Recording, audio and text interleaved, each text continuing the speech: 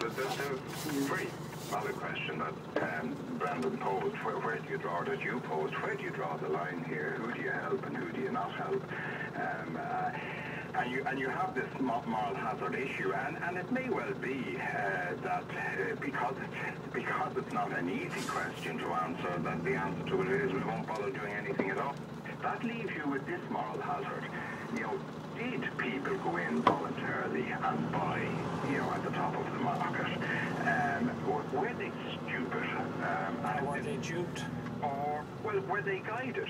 Certainly, you know, there was widespread commentary that, and I agree with Brendan's point. There were people, including myself, that pointed to the speculative character of the Irish housing market.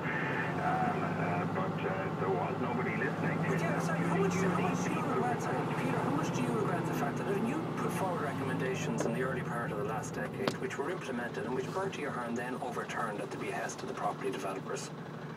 How much do you regret what Bertie Ahern did to your recommendations at the time? Well, look, you don't get personally hung up in the you know, if you're an economic consultant, don't get involved with your patient is a good analogy. Yeah, but given what's happened to the country as well, it was a fundamental thing that happened. I agree, and that price has been paid. Now, do you walk away from the people who are suffering the consequences of that and say, well, this is all rather unfortunate, and what a stupid lot you were to listen to us and go in there?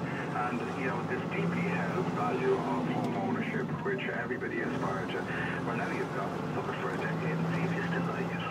You know, is that where you leave this issue now? I'm going to leave it there for now. In this programme, we will be back to it.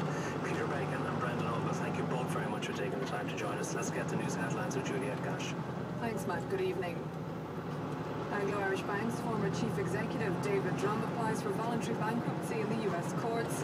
The Labour leader accepts the Taoiseach's invitation to talks on a consensus budget. The 33-year-old man is sentenced to 12 years for attempted rape and assault in Galway.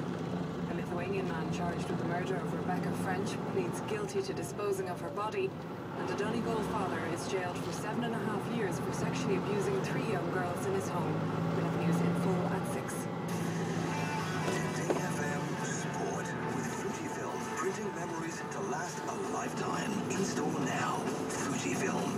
Live. Relive. Good evening, I'm Michael McMullen. Within the last few minutes, the High Court in London has overturned an injunction which was granted by an American court last night to block the sale of Liverpool.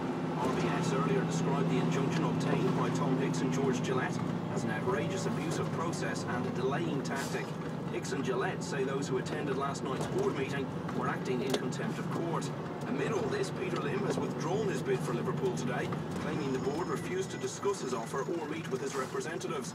But now it seems a sale can go through, although that can't be confirmed at least until the full details of today's decision emerge. Now, the Ireland manager Anthony Togles included a squad of 22 has named a squad 22 for the Daily Mail International World Series, 12 of them